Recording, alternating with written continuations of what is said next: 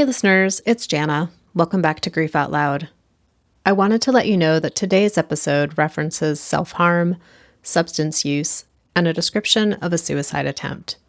If you or someone you know needs support, please reach out. Here in the United States, you can call 988 or text HELLO to 741-741. One of our commitments with Grief Out Loud is to highlight the stories that often don't get shared, even in the grief world. Grief can be lonely, even in the best of circumstances. So when your story doesn't match the dominant narrative, or when you can't find an article, an essay, or even a podcast episode that reflects your experience, that loneliness and isolation get exacerbated. This is why today's guest, Dr. Jennifer Vrend, reached out to me. Jenn's ex-husband, Jesse, died after many years of struggling with mental health and alcohol use. And she couldn't find any stories about how to grieve when you're the ex and what to do with the confusing swirl of what it's like when someone you loved and liked and respected changed so much in the years before they died. So she decided to tell hers, in the hopes that someone else could feel less alone. Jenn is a licensed clinical child and adolescent psychologist and mom to her son, Nick, who she references in our conversation. She's also the co-host of her own podcast, The Coping Toolbox. Okay, here's our conversation. Jenn, welcome to Grief Out Loud. It's always exciting to me to have someone on the show who has emailed me after being a listener to say, hey, I have a story and I'd like to tell it. So thank you for listening, for reaching out, and for agreeing to be on the show today. Well, thank you for having me. I'm really, I've been listening to you for a long time now, so I'm looking forward to this. Tell us a little bit about the different roles that you hold in this world. So I think my most important role probably would be being a single mom. I'm the mom to a 15-year-old, and I hadn't expected to be a single and lone parent for such a long time, but life just kind of goes the way it goes. So I do have a 15-year-old. I have a partner now. I'm in a relationship, and that partner actually, we live separately. And he has 2 kids of his own. In terms of my family, the rest of my family life, I'm the middle of 5 kids, so I have a fairly large family. And for work life, I have a mental health clinic that we started just before the pandemic. So we actually had to close down a month after we opened, but we have been able to keep that going. So that's been helpful for us. And then within my clinic, each of us has our own individual private practice. So my private practice involves me working with children and adolescents, and with all sorts of different mental health issues. Several months into the pandemic, one of my friends who's a child psychologist asked about starting a podcast, which at the time I hardly even knew what a podcast was, but I said, okay, sure, why don't we do this?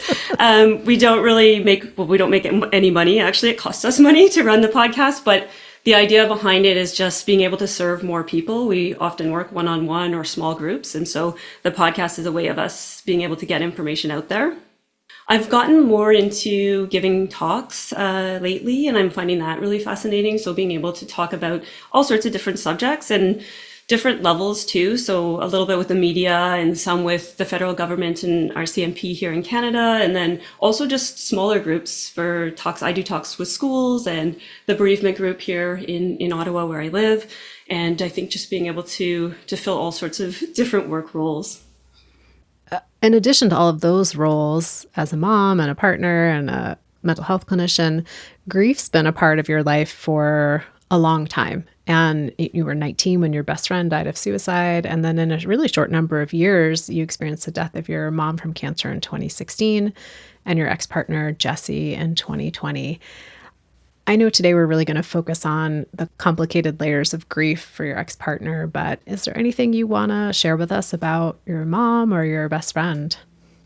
Yeah, I think just it's been fascinating to me how differently grief impacts us. And, I've started to do more talks on grief and just how individual the experience is, and also depending on who it was that passed away and your relationship with that person, how different it can be even for the same person.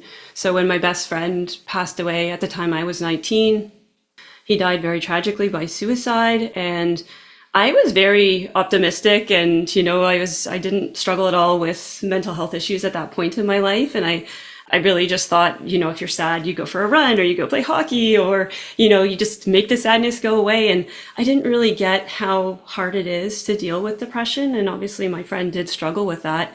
And I think for me at that age, it really, when he passed away, it made me feel as though I could understand depression a lot better. And I did kind of struggle myself with mood after his passing. And so it really kind of changed how I saw things. The other thing for me at that point is I was quite religious growing up, and it really created a crisis of faith because it was a death by suicide. So challenging in very, like, all of those different aspects. And then with my mom, I was quite a bit older, obviously, when my mom passed away. And with her, we knew she was going to die. It was terminal cancer, and it was her second diagnosis. And so she'd been given a fairly short period to live. And she did pass away much more quickly than we expected. But it was interesting because in some ways I thought anticipatory grief and just being able to know that it's coming could help, but I don't know. And I think it really depends on the person. And it's just, regardless, it's difficult, right? And so we knew that she was going to pass away, but that knowledge, it didn't really help in a lot of ways because you just don't know how hard it's going to be. And you don't really want to imagine what it's going to be like afterwards. So challenging in its own way. And the other piece with my mom was she was just she played such a pivotal role in our family. So when my best friend passed away, I had my family's support. When my mom passed away, it affected my whole family so much. And it was interesting because it was hard to lean on family because everyone was going through so much grief. And unfortunately for me at that point, there wasn't a whole lot of room for grief in my relationship either because my relationship wasn't strong. And so, not having those strong supports in place, I think really made that experience challenging. Yeah, going back to the idea that there's grieving the person, and then we are a person in our context, and what's going on in our context can have a huge impact on how we feel supported or don't feel supported, or what we have access to in our grief. And I had to laugh because when you said, yeah, if you're depressed, you go for a run or you just play hockey, that might be the most Canadian thing anyone's ever said to me. Yeah. I definitely was naive at the time, but it was just, that's what felt right for me. So you alluded a little bit to the reality that when your mom died in 2016, your relationship with your ex-partner, Jesse, was in a tumultuous place. And I just wondered what feels important to share about the history of your relationship with Jesse. I think probably the thing I think is maybe the most important is just how much I loved him. And I think it has been really hard for me because we did separate. And there's sort of this idea that if you separate from someone, if you leave that person, that, you may no longer love that person. And for me, and I remember having this conversation with Jesse when we separated and saying that I love you and I will always love you, but no longer feeling in love with him. And that part, I think, was really challenging for me. The other thing with the relationship with Jesse, I felt extremely loved by him as well. And I don't know, it's a love that I'm not sure that I will feel again. I think we met when we were 20 and, it was a very naive love and we had our whole futures ahead of us. And the idea of, being together and having children and watching our kids grow up and having grandchildren and all of those things, they were all on the plate. And because we separated and then because he passed away, there seems to be such a shadow. And I think it's really hard. This is one of the reasons I wanted to speak about this, is just there was so much love and so many good things that happened. And the Jesse I knew before he got so ill was a beautiful human being. He was a mental health nurse and he loved helping people and he was such a kind-hearted person. And I really do feel like that can get shadowed by a death when it is through addictions or suicide or something challenging like that. You said you were 20 when you met. How did you meet?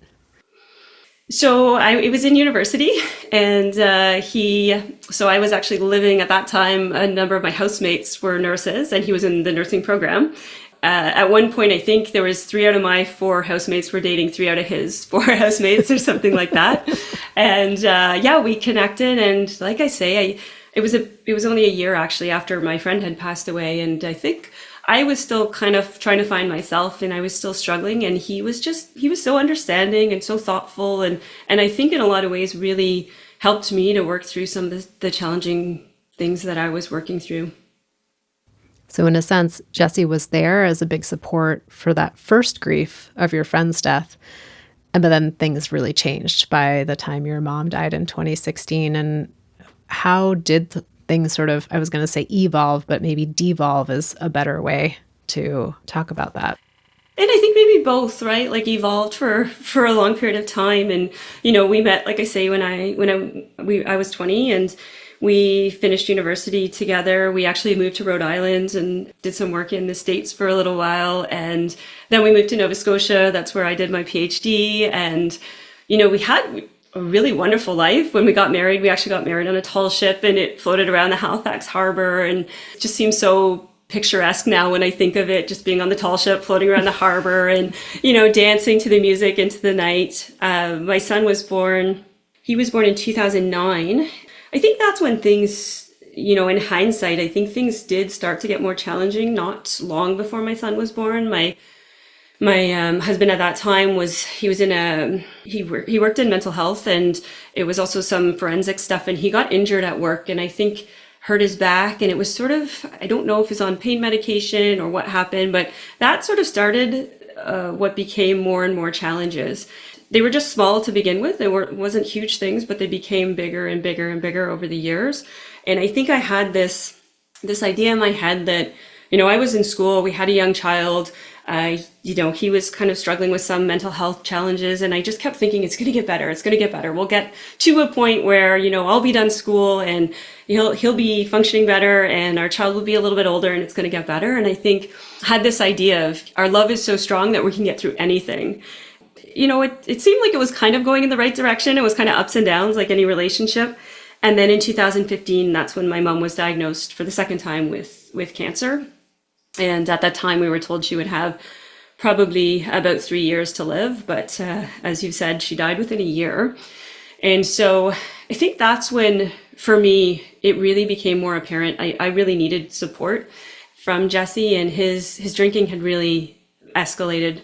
And, there was a lot more alcohol involved. And yeah, a lot of it is hindsight now, but in the moment, I wasn't really realizing how sick we were becoming. And with alcoholism, there's the way it's like a vortex that's sucking everyone in, and his challenges really were affecting me. And I just had my mindset very much at the time was, if I just do more, if I love harder, if I work harder, if we make more money, I just kept thinking there was something I could do that would make things better. And things didn't get better. They got more and more challenging over time. And how did you come to the decision to leave after hearing you say, you're somebody who just puts in more work and puts in more work? Yeah, so that was really hard for me. I think anybody, hopefully anybody would say, if you marry someone, you're not expecting to divorce that person or to leave that person. And for me, I think especially being a psychologist, I really felt I can't leave because of addictions or depression or anxiety or any of these mental health reasons. But as I said, my mom passed away, and it was actually on my son's 7th birthday. It was February of 2016. And I had talked to my mom about a month before she passed away, and she had worries about our relationship. She was quite concerned about how happy I was. And I remember it was New Year's Eve when we stayed up, and we stayed up till late in the morning or early hours of the morning. And I promised her that I would find happiness, and I didn't know how or where or what that would look like. But I remember saying that and thinking, okay, I really need to make sure that I find a way to be happy, and whether that means staying with Jesse or not, I didn't know at that time. Initially, there was so much grief, and I was kind of at a loss, and I was really struggling with, like I say, kind of finding room for my grief in our relationship that was already so ill. And Jesse, just a few months after my mom passed away, he went into a depressive episode, and he needed to go off work, and he kind of was working part-time at the time. And I just felt so much pressure to be the one making money and looking after things financially. And I think I was growing resentful, because it was sort of like, this is my time to grieve, and I need this. And Jesse was such a beautiful, wonderful person, and he would have wanted to do anything for me. But I think because of his illness, he wasn't able to. And I felt very alone in the relationship. And things kind of progressed that way for the next year or so. And we had been talking about separation. And I remember having in my head, I didn't want to make any big decisions within the first year. And, I don't know why after a year it would make any difference. But in my head, it was just sort of, I need to, be on solid ground. And at least for the next year, I'm not going to make any of these big decisions. And then it was the summer of 2017. And our relationship was very ill at that point, and I myself was not functioning well, and in no way was I a saint. And and Jesse wasn't functioning well, and we had a young child in the home. Our son would have been 8 at that point. And I remember getting a text from him, or no, I had put our son to bed, and then I was leaving to go to the gym, and the gym was sort of my way of coping, my coping mechanism at that point. And he said something to me along the lines of, "Have a nice life, Jennifer." And he typically didn't call me Jennifer unless he was angry or upset. And I remember kind of thinking like, oh, like, should I stay home? Does he need like consoling? Does he need me? And I remember thinking, no, like, I really need this for me. I was seeing a therapist at the time who was really helping me to kind of try and set boundaries. So I went off to the gym, and I got to the gym, and I was sitting in the parking lot, and I had a text from Jesse, and the text said, "Goodbye, you spectacular asshole." And it's so interesting to me because it's so different from the Jesse I knew and the Jesse I married, who was this beautiful, wonderful person. And he at that point, like, our relationship was so awful, and I just found him so cruel. And I got the text, and I couldn't even, at that point, I just felt like I couldn't trust myself.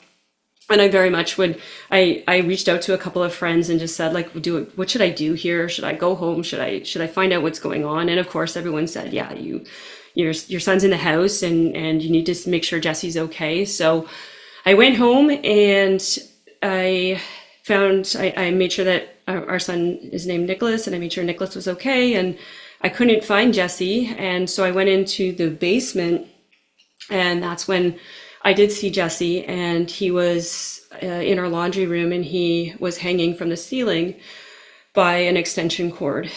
I just remember screaming his name and running to him, and at some point calling 911. And it was a very frightening situation. He didn't die at that time. The ambulance, the paramedics came, and the police came. I'm not even sure. It's interesting when I try and look back. I don't know how much of that was a serious intent and how much was him, like, just the way that he did it was actually the same way that my friend had passed away. He had hung himself in his parents' basement. And so it was absolutely devastating. Obviously, I was so relieved he was okay, but his parents got involved. I called them, and they came. They lived several hours away, so they came, and he was admitted to the hospital. And that's when we decided, like, our relationship is not working. There's no way we can continue this relationship. And that's when we decided to separate. And it's really fascinating to me because I think a lot when I look back and kind of think of, when I lost Jesse, I think that was it. I think it was that moment. And the person I loved and I married and had a child with and wanted to grow old with, I really think when I look back, at that point, he was gone in my mind. And then from then on, it was really, really challenging because then we were trying to co-parent, and he was still struggling all of the problems he had.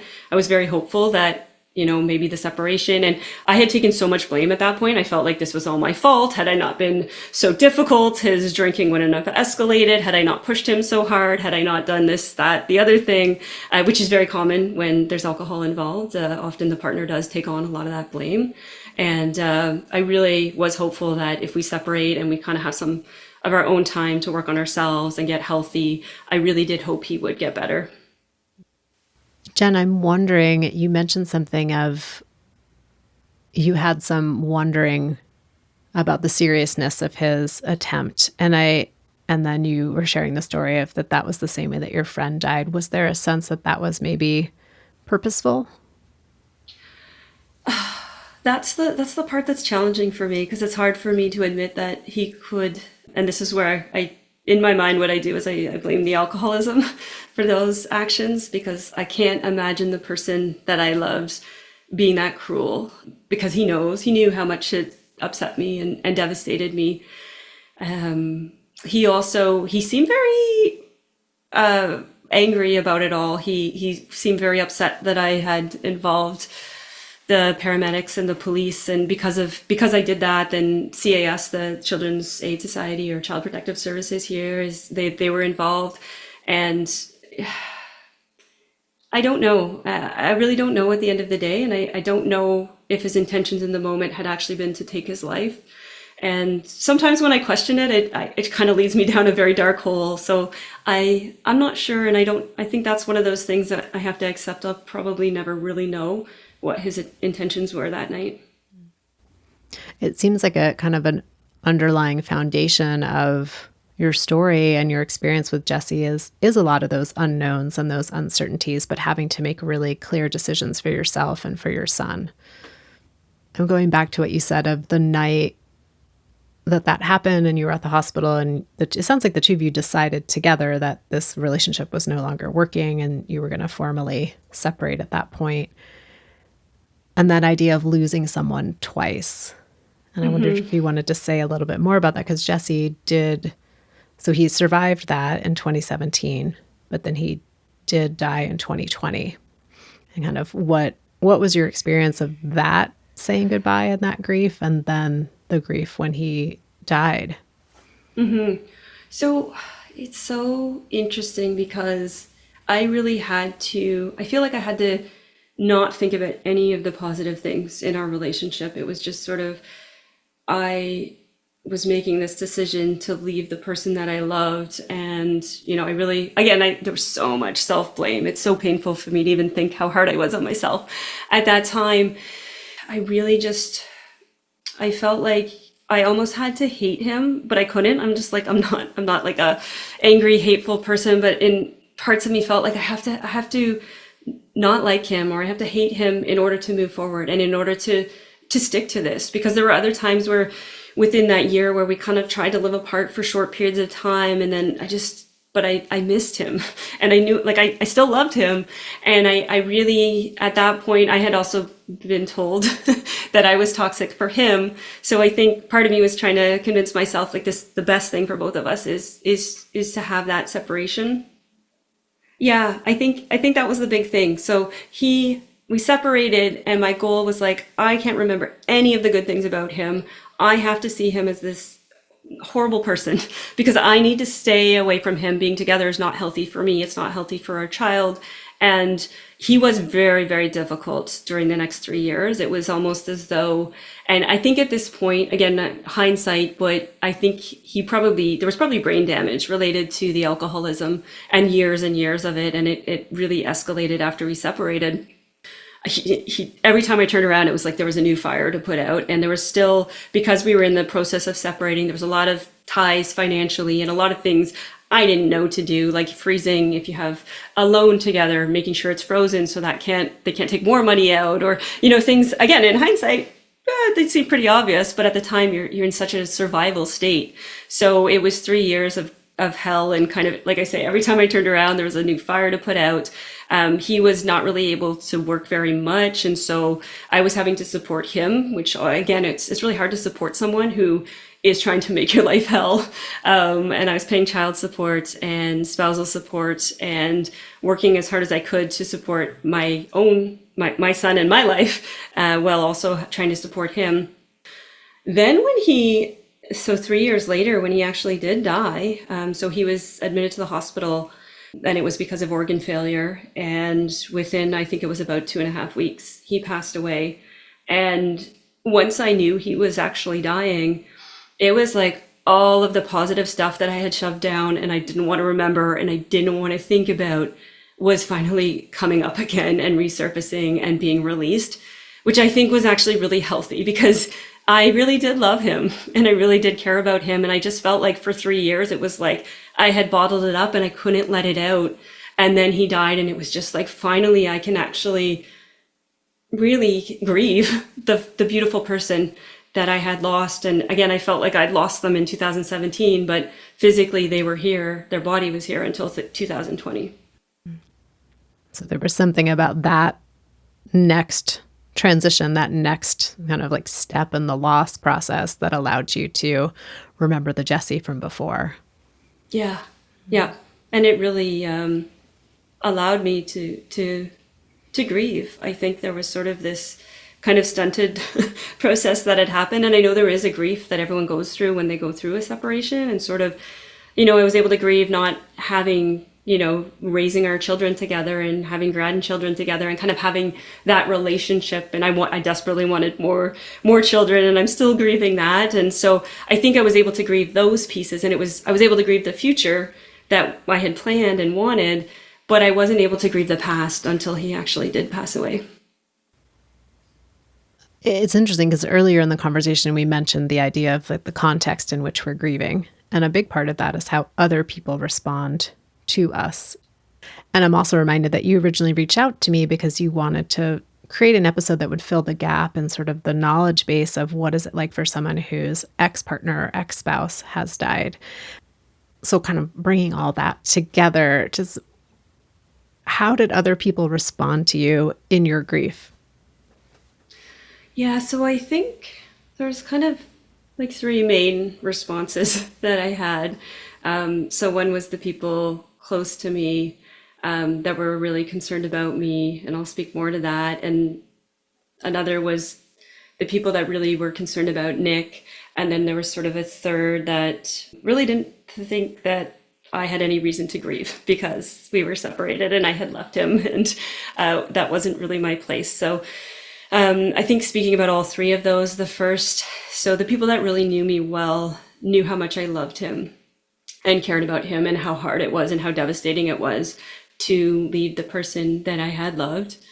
And my family, I would say, would be included in that. And my family really hurt when he died too. My family was there when my best friend died when I was 19, and then they were there when Jessie died, and they had been very frustrated by him as well because they knew how much he was hurting me and how challenging he was. And I was literally at one point, like I was walking around with a friend had given me pepper spray because I was worried Jesse was going to kill me. And I changed the locks on my doors, and it was just, it's crazy to look back and just the things that we went through.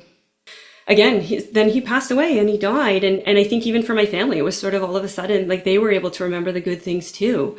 And then I had friends who I was close to, who again, they really sent flowers and cards and really wanted to make sure I was okay and wondering how I was doing.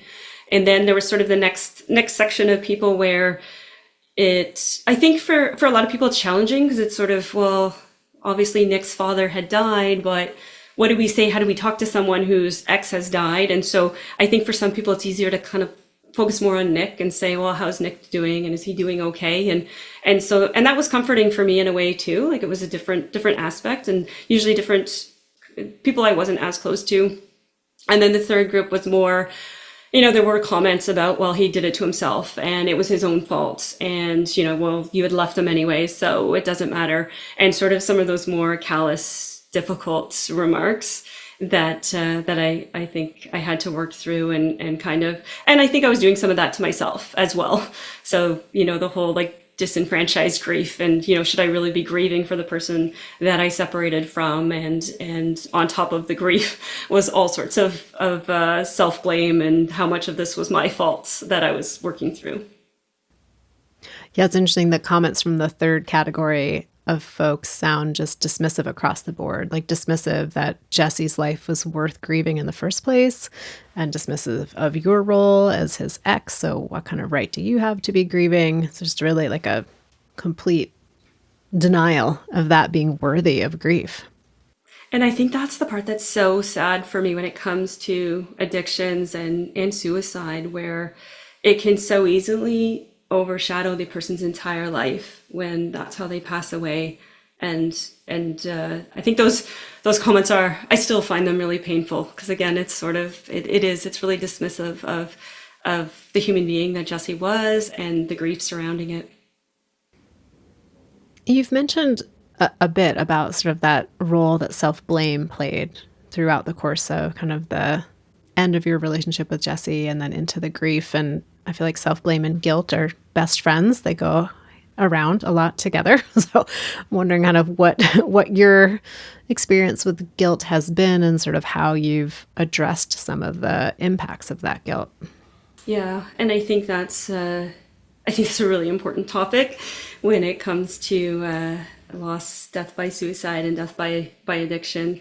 I think I'm one of those people who has just been prone to guilt all my life, and it was just sort of something I would take on and sort of, I wanted to fix the problem, and if there was a problem, it's almost in some ways like it's easier if the problem is my fault, I can do something and I have some control. And I think it's kind of been the way that I've gotten through much of my life. And I obviously went through some of my own guilt when my best friend passed away. I actually had seen him the day before he died.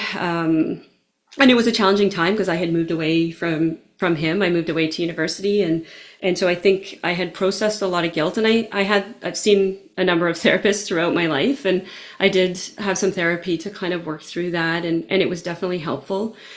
With Jesse, it's so interesting because I think so common for us to look back and think there was all of these things I should have done differently, and I agree with that, and I accept that, and there was definitely things I wish I had done differently.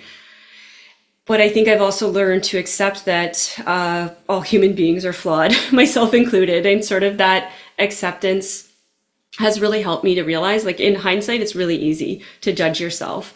And I'm really working on not so much focusing on that, but more really trying to be compassionate towards myself and work on self-compassion and just sort of accepting, like I say, like we are all flawed. There was no way to do that. That situation, the relationship I was in with him, I was in survival mode for such a long time.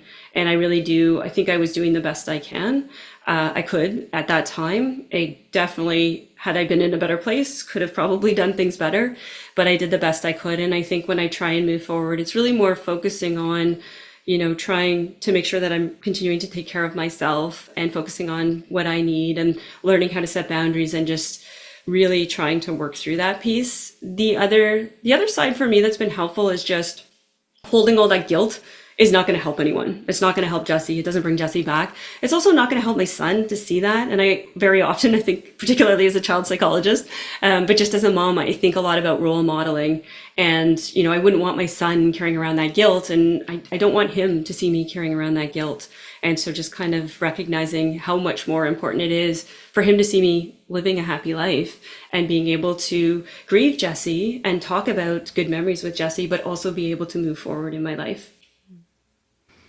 Well, that brings me to a question about your son and, curious, one, how you talked with him about his dad's death and kind of how the early part of supporting him in that was, but also one of the challenges I hear from folks who, if it was an ex-partner who died, or even if it was a current partner, but the relationship had many layers or complications, trying to figure out like what to share, what not to share with kids. And like, how did you navigate that? It's so challenging, and it's interesting. I had a lot of people say, well, thank goodness you're a child psychologist because you'll know what to do. And there's sort of that like, oh, but I don't. It's really, really challenging. And I think I actually journal a lot. And I remember writing in particular when I knew Nick's dad was going to die, and I had to break that news to him. And I remember journaling, like, I'm a child psychologist and I have no idea how to do this. And it is so tough.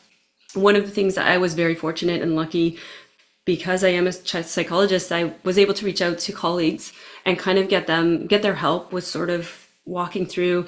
Another question I had was whether or not Nick should go see his dad in the hospital when he was dying. And, it was shortly into COVID. It was only a few months into COVID, and he actually hadn't seen his dad in a few months. And, in my mind, I was kind of thinking, is it better for him to see him? And he's probably going to look very ill and might not be able to communicate all that well. Is that better? Or is it better for him not to? And I reached out to a colleague who's a social worker and runs fantastic grief groups. And she kind of helped me walk through that. And in the end, I did. And, I think it could have gone either way, but Nick did end up seeing his dad. And the other thing I did is he was seeing a therapist at the time. He was seeing a social worker as well. I was, and he was. And I think having, again, those supports in place were helpful. And we did attend a grief group, the two of us together. And again, it was COVID, so it was tricky to do any of those kinds of things. Even the therapy sessions for him were virtual. He was 11 years old at the time, and he has ADHD. So virtual sessions right after, you're going through something traumatic, not ideal. But, I think it really is about trying to do the best that we could.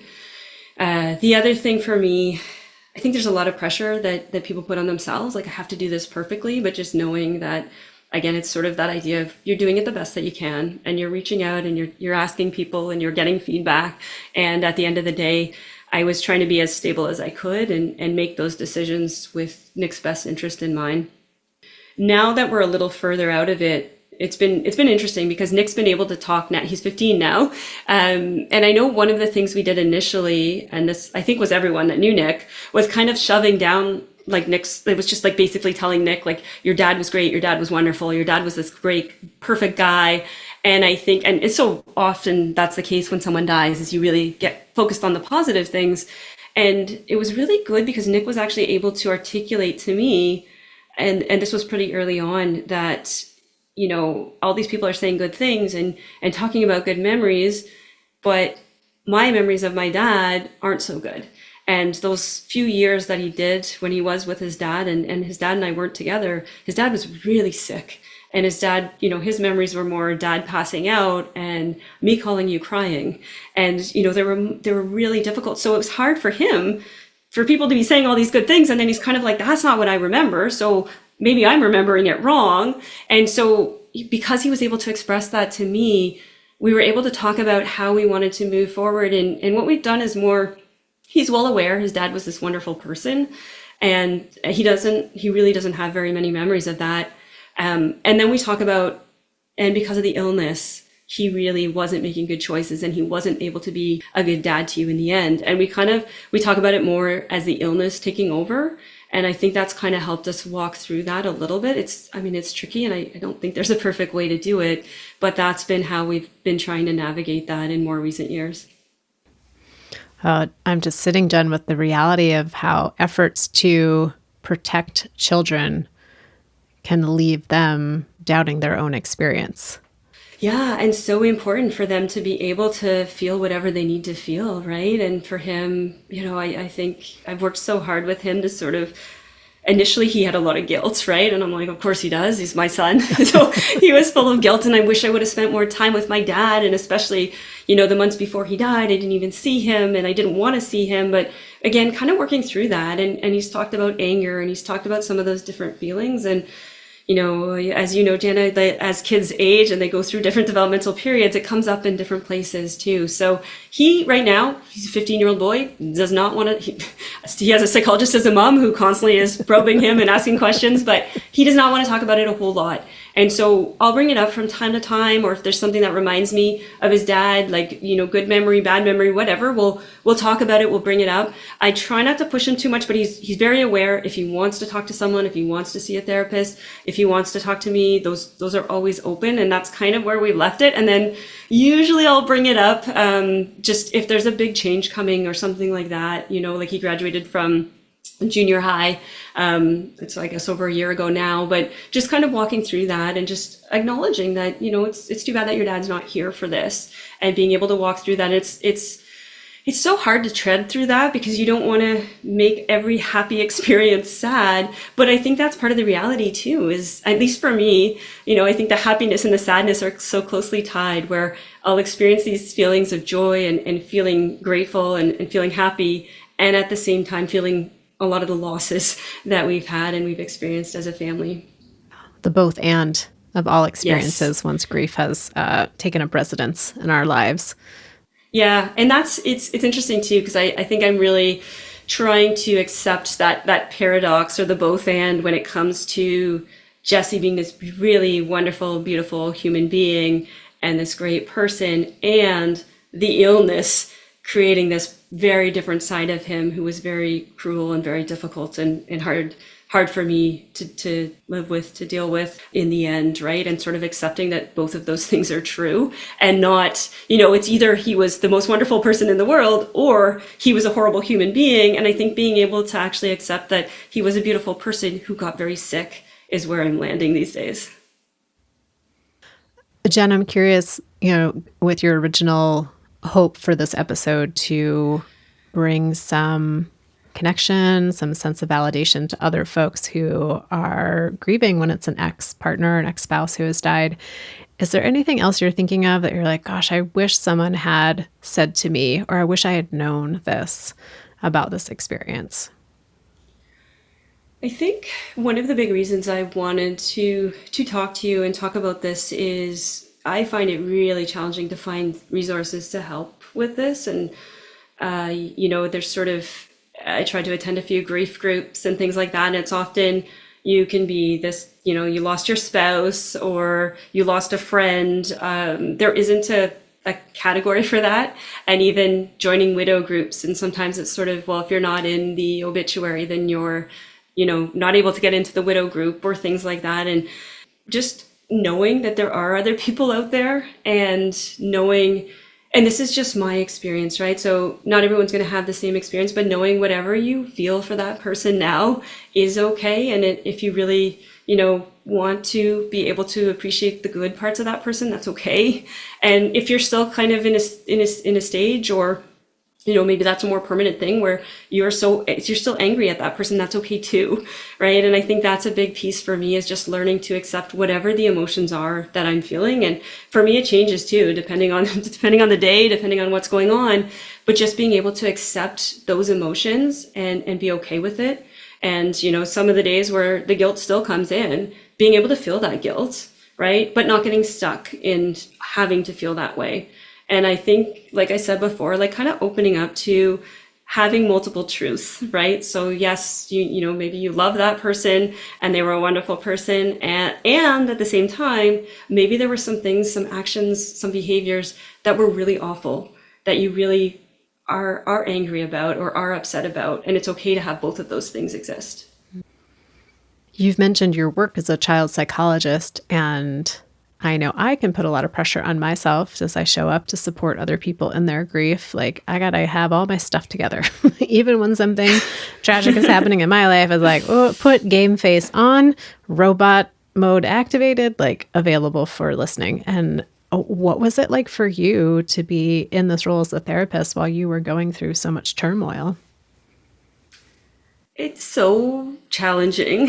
I think there really is this and I don't think it's a good thing, but I think often you feel like your clients look up to you and sort of see this perfection and you're supposed to be this perfect role model of, pristine mental health and, your life is going smoothly and all of those things. And I remember feeling like the biggest hypocrite at times where it was like, my life is a disaster. But I would be putting on a smile and showing up and, on the outside, it looked like everything was wonderful. And on the inside, it was so, so difficult. I honestly, when I look back, I'm not exactly sure how I got through some of the things I got through. In some ways, I do feel like it almost was helpful. It was sort of like just kind of an escape from my own life in a way, and just kind of, I think it continued to give me hope, like being able to help other people and I think the work itself for me, I've always been a very driven person, and I think work in a lot of ways is really helpful.